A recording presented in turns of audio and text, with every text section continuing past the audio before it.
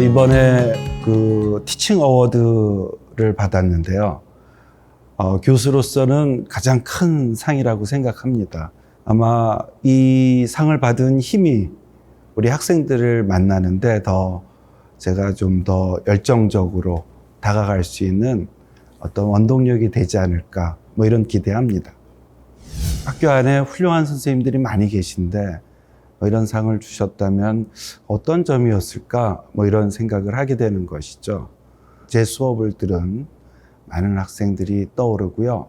그중에 특별하게 더 떠오르는 학생이 지금 한 명 더 있습니다. 예전에 그 물질주의와 관련된 강의를 하고 학생들의 물질주의와 관련된 의견들을 들은 수업이 있었습니다. 그럴 때 한 학생이 이런 얘기를 하더군요. 자신은 옷을 너무 좋아해서 아르바이트를 하고 이렇게 해서 돈이 좀 모이면은 옷 사는 데 이렇게 치중을 한다고 얘기를 하더라고요. 그러면서 하는 말이 자기가 다른 데 돈을 쓰지 않고 옷 소비하는데 너무 많이 써서 일종의 좀 마음에 부담이 있고 어떤 면에서는 물질적인 삶을 살지 않았나라는 반성이 생긴다. 이런 발표 비슷한 얘기를 한 적이 있습니다. 제가 옷을 더 사라 그랬습니다. 우리가 통념적으로 물질주의 그러면은 물건에 대한 애착을 얘기하는데 제가 제 수업에서 아주 중요하게 다루는 것은 통념이 갖고 있는 문제점입니다. 더군다나 지금 시대는 혁명적으로 가치관이 변하고 있거든요. 그렇다면 통념은 당연히 점검을 해야 하는데 물질주의 그러면 물질에 대한 애착이라고 자꾸만 생각들 하는데 물질 그 자체는 일종의 인류가 만들어낸 문화입니다.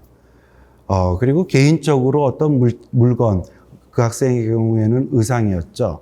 그것에 관심이 있다라는 것은 그 학생의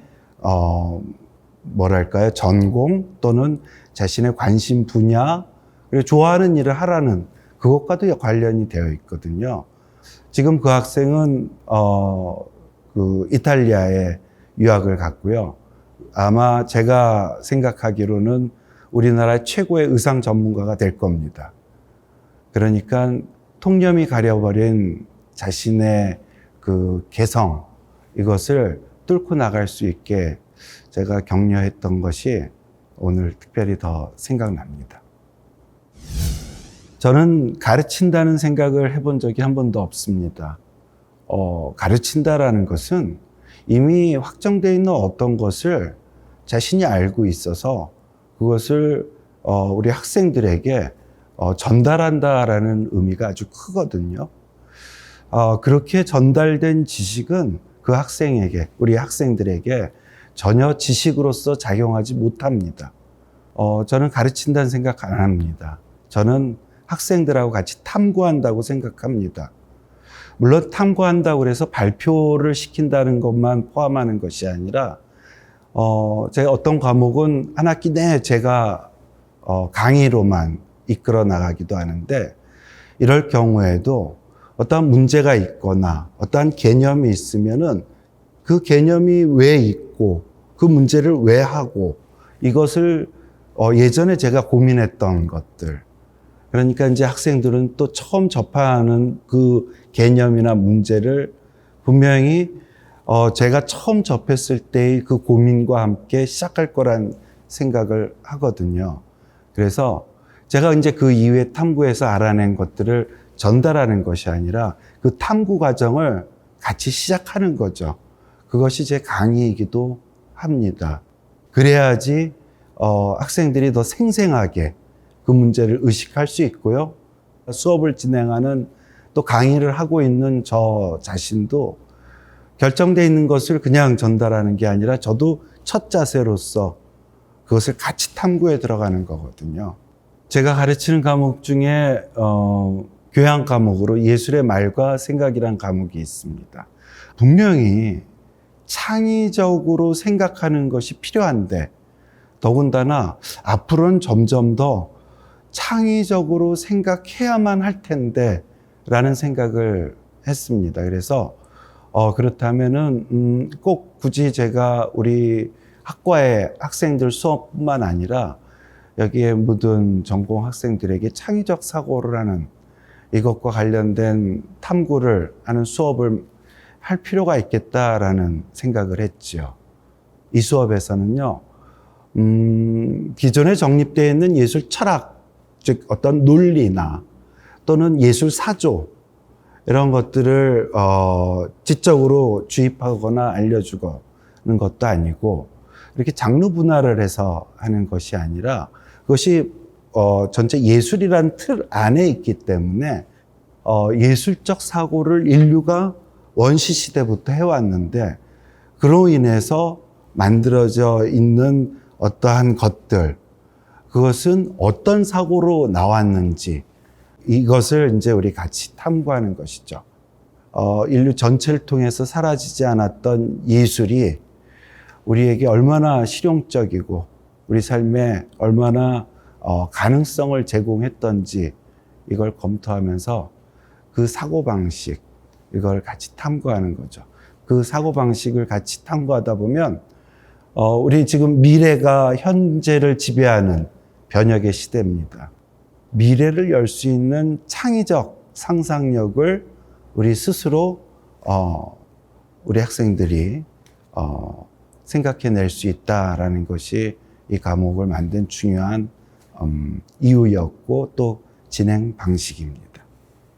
저는 수업의 그 형식을 어떻게 생각하냐면요.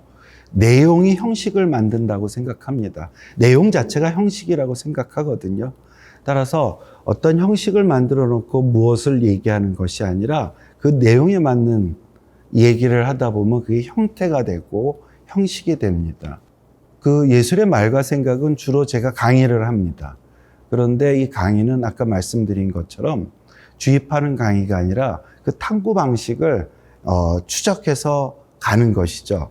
그래서 제가 학생들에게 항상 부탁하는 것은 제 강의를 동의하지 말아라. 이걸로부터 미처 생각하지 못한 점들을 생각하는 이 지점을 만나봐라. 이렇게 말을 합니다. 모두가 다 발표하는 느낌을 갖는, 토론하는 느낌을 갖는 강의를 진행을 합니다. 그러다 보면 학생들이 이 수업에 적극적으로 참여하고 있다. 참여할 수밖에 없고요. 제 강의는 대단히 자극적인 점들을 건드려 주니까 특히 통념의 문제들 당연히 생각했는데 그게 아니네. 아까 물질주의 말씀을 드렸던 것처럼 이러면서 이제 사고력이 좀 넓혀 나가는 것이라고 생각을 합니다. 우리 학생들이 시대의 인식을 정확하게 하면 좋겠습니다. 제가 보기에는 창의적 사고를 하라는 구호는 획일적으로 넘쳐나고 있지만 정작 창의적 사고는 체험하기 힘든, 그러니까 구호는 일종의 잔소리인지라 압박하거든요. 그런 압박감 때문에 오히려 창의적 사고를 오히려 못하게 되거나 또는 그 창의적 사고를 체험하지 못해서 창의적 사고를 해야 된다는데 이런 부담감을 느끼고 있을 거라고 봅니다. 많은 학생들이. 그 부담감에서 벗어났으면 좋겠어요. 그것은 우선 자기 자신을 잘 보고 제일 모르는 게 사실 자기 자신이거든요. 나에게 너무 낯선 이 자기 자신을 만나고 그리고 시대에 대한 여러 가지 모습들을 그 모습의 진짜 핵심을 보는 이런 학습, 그것이 무슨 전공이 되었던 말이죠. 그렇게 진행하면 좋겠다는 생각을 합니다.